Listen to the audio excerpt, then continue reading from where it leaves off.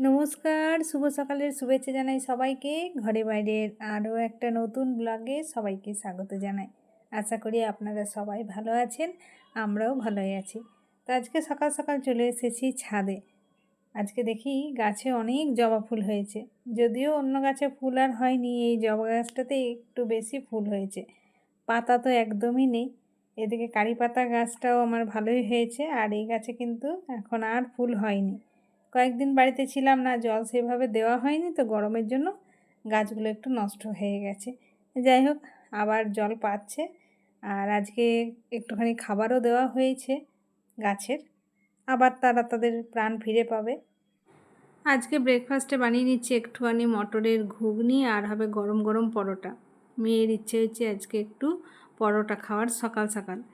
তো ভাবলাম পরোটাটা কি দিয়ে খাবো, তো কালকে রাত্রেবেলায় মটরটাকে ভিজিয়ে রেখেছিলাম, সেটাই তরকারি বানিয়ে নিলাম।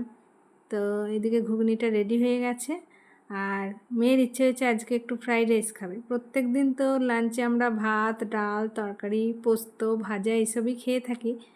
তো আজকে ওর ইচ্ছে হয়েছে একটুখানি ফ্রাইড রাইস আর পনির খাবে। তো সেই কারণে ফ্রাইড রাইসের ভাতটা না একটু তাড়াতাড়ি করে রেখে দিলে ফ্রাইড রাইসটা বেশ ঝরঝরে হয়। তো যাই হোক, ভাতটা সেই কারণে করে রেখে দিয়েছি। এদিকে পরোটাগুলো ভাজা হয়ে গেল, গরম গরম মেয়েকে টিফিনটা দিয়ে দিই, তারপরে রান্নাবান্নার জোগাড় হবে। আমিও খেয়ে নেব, আমার স্নান টান সবই হয়ে গেছে আজকে। তো এই যে পরোটা আর ঘুগনি নিয়ে বসে পড়েছি। টিফিন সেরে লাঞ্চের রান্নাবান্নাটাও শুরু করে দিয়েছি। তো আজকে হবে পনিরের তরকারি। পনিরটা আজকে ক্যাপসিকাম আর আলু দিয়ে বানাবো। পনিরের মধ্যে ক্যাপসিকাম দিলে ফ্লেভারটা কিন্তু বেশ ভালো হয়। তো আজকে আর পনিরের মধ্যে কোনো সবজি অ্যাড করব না, কারণ ফ্রাইড রাইসেই তো সব সবজি পড়বে, আর দুটোর মধ্যেই সবজি কিন্তু ভালো লাগে না।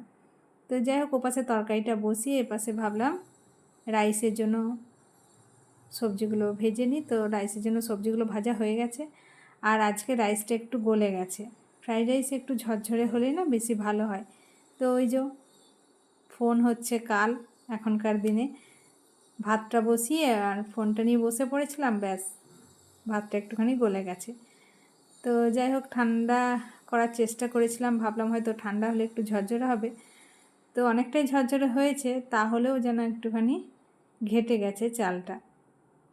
কিছু করার নেই, মনটা তবে একটু খারাপ হয়ে যায় কোনো ভালো জিনিস যদি রান্না করতে গিয়ে খারাপ হয়ে যায়। তো তরকারিটা হয়ে গেছে, এপাশের রাইসও আমার রেডি। এইদিকে রান্না করতে করতে বাজনার আওয়াজ শুনে ছুটে এসেছি বারান্দায়। ভাবলাম ঠাকুর যাচ্ছে নাকি বর যাচ্ছে দেখে আসি। বাইরে এসে দেখি অবাক, বর যাচ্ছে হেঁটে হেঁটে এই ভর দুপুরবেলায় বিয়ে করতে। সাথে আছে বরযাত্রী, ব্যান্ড পার্টি, বাজনা। কিন্তু বর হেঁটে কেন যাচ্ছে সেই কারণটা জানা নেই। বিয়েটা সামনেই হচ্ছে নাকি রাস্তার উপরে গাড়ি দাঁড়িয়ে আছে। আমি মেয়েকে তাই বললাম, বড় দেখা হয়ে গেল, চলো আমরা এবার বিয়েবাড়ির খাবারটাও খেয়ে নিই। যদিও সিম্পল খাবার দাবার, বরের মতোই সিম্পল। বর যেমন হেঁটে বিয়ে করতে যাচ্ছে, বিয়েবাড়ির খাবারও আমার সিম্পল, শুধুমাত্র ফ্রাইড রাইস আর পনির, সাথে আর কিন্তু কিছুই নেই। কি করছো? কি করছো? ডিনার। কি? ফুলকপির তরকারি? ফুলকপির তরকারি হচ্ছে। আর এটা কি হচ্ছে? এটা কি হচ্ছে? আজকে যেহেতু ডিনারের তরকারিটা বানানো ছিল না, সে কারণে আজকে ডিনারটা একটু তাড়াতাড়ি বানিয়ে নিচ্ছি। এদিকে মা আর মেয়ের জন্য একটুখানি হরলিক্সটা বানিয়ে রেখেছি, সন্ধেকালীন টিফিন একটু বিস্কুট দিয়ে খাবো। আর সাথে তরকারিটাও হয়ে গেল, রাত্রেবেলা শুধু রুটিগুলো বানাবো। ঘড়িতে এখন হয়ে গেছে 9:30। গরম গরম রুটিগুলো বানিয়ে মা আর মেয়ের খাবারটা বেড়ে নিয়েছি।